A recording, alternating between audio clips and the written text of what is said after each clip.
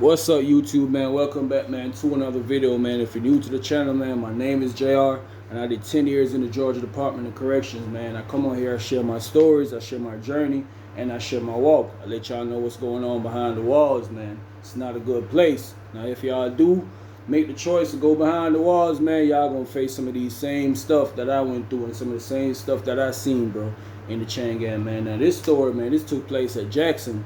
I was at Jackson for like a week and a half. I ended up staying a month and a half in Jackson because, you know, it's a classification side I was on. They just just pass through there. They place you at whatever camp you go to. And while I was there, man, I mean, a lot of crazy stuff happened, man. But this particular, man, this right here, when this happened this day, bro, this taught me, man, mind your own business in Changan, man. Mind your own business and do not underestimate nobody. You don't matter what they is, bro. They size, if they want to be a funny boy and all that stuff. Don't underestimate them, man. Now, this was a regular day at Jackson, bro. Full on pandemonium in the dorm, bro. People running everywhere, bro. It's like 400 and something people in this one dorm with one officer monitoring the whole dorm, bro. Sometimes you might have the search team, they be coming through, but for the most part, it be one officer, bro. So me now, bro, I'm always on the range. If I ain't go around there to the other range around the back to go link up with the yard man, I'm on the range, bro. I might be sitting in my room on the bunk, but mostly I'm outside on the range. I'm outside on the range this day. This Crip dude out there, I just knew his Crip, man. I never really knew his name. He walked past. He like, yo, rude boy. So I said, yo, wagwan. I guess they knew me from just hanging around with the other yard man that I'm rude boy. So wagwan, rude boy, wagwan. He walked down to like 4 doors down, man. 4 cells down. It was a white dude down there named Trae. He was in the room with a Crip. So he walked down there. He's like, hey, white boy Trae, where Locat? Where Locat? So he's like, man, I ain't see him, man. I ain't see him. He been gone for a minute or whatever. He's like, hold on, bro. Matter of fact, I just seen him down there. He just went in the room down there about 15, 20 minutes ago, whatever. So they talking. You know, I'm pretty much minding my own business, but I'm hearing this. I'm paying attention to everything that's really going on around me. No, I see him go downstairs. He passed me back. He go downstairs. He ran downstairs. Say, Loke, where you at? So the white dude, I looked at him again. Dude went downstairs. The white dude was like, man, he went right up under there, bro. It's the room right up under this room right here. So he was like, right up under there. He's like, man, it's a blanket up there. He was like, oh, hell nah, boy. So he's like, that's a punk room. The punk staying there. What the hell Loke should be doing in there? So he's like, say, Loke, hey, man, I know you ain't in there, bro. I know you ain't in there. Ain't nobody heard nothing. I ain't heard nothing. Then he just started, Crip, say Crip.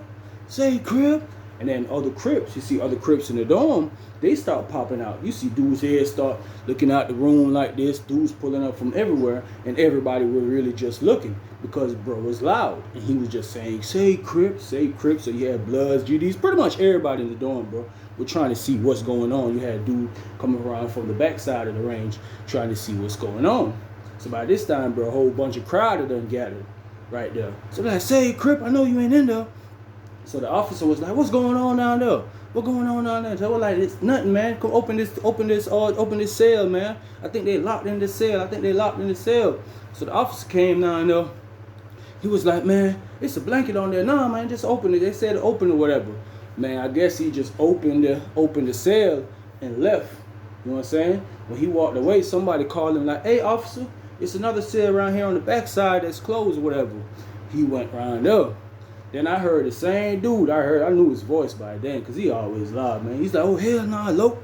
Ain't no way you in here with the pump. Ain't no way you in here with the pump. Man, that's fucked up on Crip. Oh, boy, you know you finna get it. That's all he kept saying. And by then, you seen like 3 punks. They walked up. They was standing out there. It's a whole bunch of people. It's Bloods around, but it's mostly Crips. Folks just trying to see what's going on. Now this man just got caught in a room with one of them funny boys, the Batiman, the punk. You feel me? And he gang affiliated. So now I'm looking at the white dude, and he looking down there. He just staring down there. So they're, oh hell no, boy, drag him out the room. Bro, they dragged this man dead out the room, straight down to the corner down there. I'm looking down there. They're like, nah, bring him down here. We finna whoop that ass. So somebody pointed at the white boy. I see somebody down there talking. They pointed at the white boy. I seen the punk. I guess that was in the room because he wasn't one of the ones that had pulled up. I guess he was in the room with Loke. And it was like, Punk pull up. He's like, oh, that's why y'all motherfuckers need to mind your own business. Y'all need to mind your own business. He just twisting his neck and doing all them whole bunch of fruity activities, man. It was crazy. I was like, ain't no way. This time you hearing them, bring him down here, bring him down here. I guess they brought him down to the room, man. I'm still on the range. I ain't going down there, bro.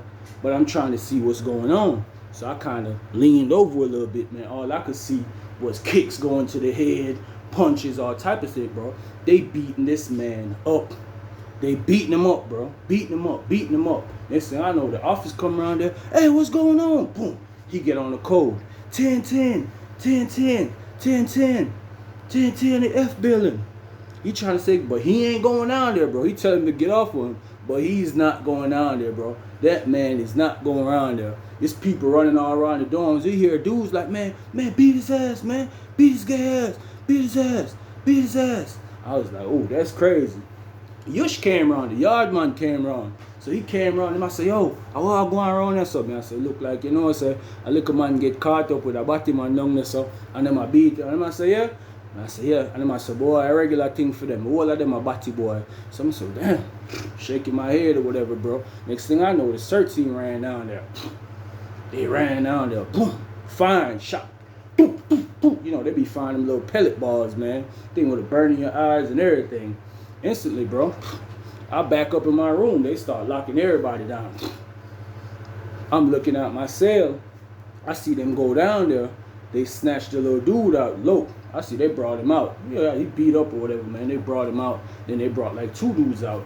The one that was looking for Loke and another light-skinned Crip dude or whatever. I guess they was the one that got caught stomping him out. But it was more dudes down there, bro. The rest of them probably just dispersed when them folks was coming in. So them folks locked us down. Instantly you heard people like, man, we ain't trying to stay behind the doors, man. It's hot back here, man. Y'all need to lock this, free these cells up. Free these cells up. And you could hear people was like, somebody was like, hey, white boy, you need to mind your business, bro. You need to mind your business. I'm like, what the hell? That sounds like a regular dude saying for the white boy to mind his business. But he shouldn't mind his business, bro. That wasn't his business. Mind you, it was his roommate. He probably was just doing it. Like, because the look he had on his face, bro, before he went in the cell was the look like, damn, I just created all this. I wasn't trying to create all that. I guess he was just telling them that's where he seen Loke went at. And he didn't mean no harm out of it. Loke was just down there doing something that he shouldn't been doing. Point blank period, bro. He shouldn't been doing it. So it's folks talking all through the cells or whatever, man. Anyways, they end up letting us out, bro, to go to chow, bro, to go to dinner.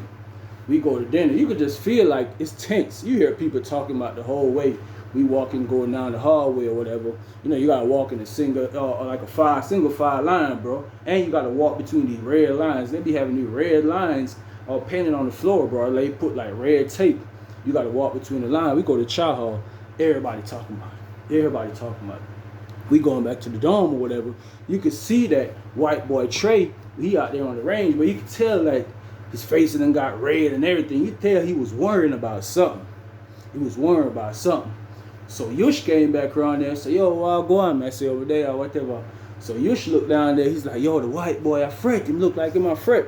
So I'm like, what he should be worried about? He ain't got nothing to worry about. I mean, he told that man where his roommate was, because it's regular, bro, be going up there asking where his roommate was. I guess he shouldn't have been pointing to that room or whatever. I guess he ain't know what bro had going on down there, bro. But he shouldn't have been pointing down there. So I was like, dang, he do look worried or whatever. So I asked Yush, I'm like, what you think they gonna do to him or whatever?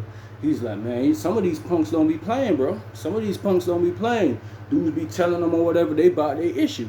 He was telling me about another incident in there, bro, where that same punk had wet a dude up that he was messing with. I guess they got into some argument or whatever. Some of the so-called love affair in there, and he ended up pouring the dude out, and he got away with it. So I was like, damn, that's crazy. That's wild right there, man. A whole funny guy pouring somebody out. That's crazy. But guess what? They're mad at the end of the day, so you can't underestimate him, bro. But white boy Trae, he up there looking crazy, bro. Anyways, bro, you know me. I'm always on the range, bro. Chilling. Always on the range, chilling, bro. I have to say, bro, it's probably about 7:30, 8 o'clock, bro. By 7:30, 8 o'clock, I'm on the range. I see the punk come. He like, hey, say white boy Trae. Say white boy Trae. I don't even like talking like that, man. It just feel wrong, bro. Say white boy Trae. Say white boy Trae. Your police ass. Your police. I'm like, police? In my mind, I'm like, police. That man just told the man where his roommate was, bro, and that's his crip brother. He's like, man, y'all need to mind your own business. Y'all gonna learn how to mind your own business in here, bro. You see stuff, you hear stuff, you just see it and don't hear it. He just going on talking, bro. I'm like, man, this man here crazy or whatever. So anyways, you could tell that Trae had started to worry more, bro. His face became extra red, bro. That was already red, but it became extra red. And he just standing there. You seen some other white dudes, they come up and they were talking to him or whatever, but they never stayed around him, bro. You could tell that nobody really wanted nothing to do with this issue, bro. Some of the Ghostface, they come up there and they talk to him or whatever, and he always hang out with him, but he wasn't Ghostface. He wasn't Ghostface. So they came up there for a quick little minute. They were talking to him, but they pulled off. That's just to let that they letting people know that they ain't really with the situation, bro. Because if they was with the situation, they would have stuck around him, bro. They definitely would have stuck around him. So these folks down there, they talking crazy. The punks, they keep walking back and forth downstairs. And you could tell one of the ones, bro, he had a big old tool on him, bro. You could see it in his pants, right? You know, he got his pants extra tight or whatever, bro, and got them tight ass shirt on, tie his shirt like this, tie right there up like that. So you could tell he had something because you seen the bulge. I was like, man, that punk strapped. I was like, they ain't playing no games in here. So I was like, man, bro, I mind my own business. I went in the room, bro. I remember going in the room and I sat down in the room, bro. Sat down. I'm just there meditating or whatever, bro. Sometimes I get tired of standing on the range, but I don't want to go in the room and lay down. So I'm there sitting on the bed, just posted. I could hear running coming up the stairs because my room is close to the stairs, and these are metal stairs. So when somebody is running hard, you can hear them big old boots, the big old black boots running up there. So while I look, it's about 1, 2, 3, 4. It's 4 punks, bro. I see walk past my room. So I'm like, what the hell going on? So all I heard was, I told you to mind your motherfucking business. I told you to mind your own fucking business. And you could hear a whole bunch of shuffling. You know, with them shoes and the boots and the chain gang, bro. Whenever somebody's fighting or some type of tussling or anything going on, bro, you gonna hear them shoes squeaking and doing all type of stuff. That's all you heard out there, bro. So I got up. I was like, let me go look. I stick my head out and look like that, bro. All I could see, bro, it was 3 of the punks, bro. They like this. They flushing white boy Trae out, bro. All in his face, everywhere. They just hitting him. So I'm like, oh, snap. Next thing you know, they took him up, bro, and threw him, man. That man trying to hold on for dear life, bro. They took that man up and flipped that man right over the range, bro. I'm like, oh, snap. I ain't never seen nothing like that, bro. Mind you, it's blood everywhere, bro. They threw him over the range, bro. When this man fell and hit the floor, bro, that man, this one thing, bro. When he fell and hit the floor, you hear his head, boom, against the concrete. That's one sound I'll never forget, bro. When somebody head hit concrete, bro, that's a sound that's going to probably stick with you forever, bro. If you know, you know, bro. That man head hit the floor and bounced back off. Sound like a coconut busting on the floor. Boom! And came back up. All you hear was the officer calling the code. 1010, 1010 the F house. 1010 the F house. You know what I'm saying?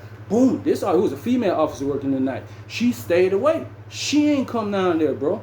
Next thing you know, these punks, they run back down the stairs. I look out there, there's people coming from everywhere, bro, looking at him. Try to, hey, man, you all right? Hey, man, you all right? Man, this blood just started to spread like this. You know, like I see in the movies, blood just started to spread like this. That man down there, his body just doing, that's all his body doing. His body just doing this, flat on the ground. I'm like, man, ain't no way they just did that man like that. Mind you, these funny boys did that, bro. They just poured this man all the way out, bro. Next thing you know, you could hear the running coming down the hallway, bro. The search team, they come. You already know what time it is. As soon as they came, I just backed up in my room like this, but I could still see a little bit of what's going on. Instantly, they came. Everybody dispersing. They fine. Next thing you know, that thing just came in the air, bro. Your eyes start to burn, nose start to burn or whatever. Then you hear medical. I seen some of the nurses come down there. They rush down there. I'm in the cell like this, looking in the rail. My roommate like, man, what happened to him? What happened to him? Because he was also a white boy, bro. He was also a white boy, but he was affiliated with the Aryan Brotherhood. So he's like, man, what happened to him? I said, man, he just got poured out. He's like, who poured him out? I said, bro, I don't know, bro. You asking too much questions, bro. Just look and see. If you was around here, you would have seen. You gonna find out what happened. I said, bro, don't ask me no whole bunch of questions, cause I don't know nothing, bro. You see what just happened to white boy Trae, bro? Because he ain't mind his own business. I'm minding my business, bro. I don't want nothing to do with that. I said, bro, you gonna hear about it. You gonna hear about what happened. He said, damn, that's messed up, man. All I see is a whole bunch of blood down there. Mind you, he was my roommate was the same age of me, pretty young white dude, man. So I guess this was kind of drastic for him too, to see something like this in the chain gang, bro. This was a real eye opener for me, bro.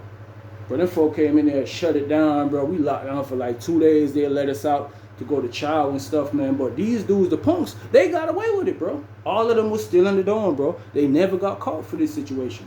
Never got caught, bro. All of them in the dorm, bro. But this right here, this was crazy, bro. This taught me, bro, don't never underestimate nobody, bro. Don't ever underestimate nobody. Because you see these dudes, they walk around in their tight pants, their shirt tied up like this every day, talking like they a female. You know they ain't female, but they acting like they're female. But at the end of the day, bro, they a man. They are a man, and they are in the system too. And it's nothing but violence in their system. But this was crazy, bro. I ain't gonna lie. This was one of the craziest things I seen in chain gang, bro. But like I said, this taught me to mind my own business, bro, and don't underestimate nobody, bro. And that was my story for today, man. I appreciate y'all checking out the channel, man, showing love to the channel, man. Big up, bless up, what if I respect to everybody.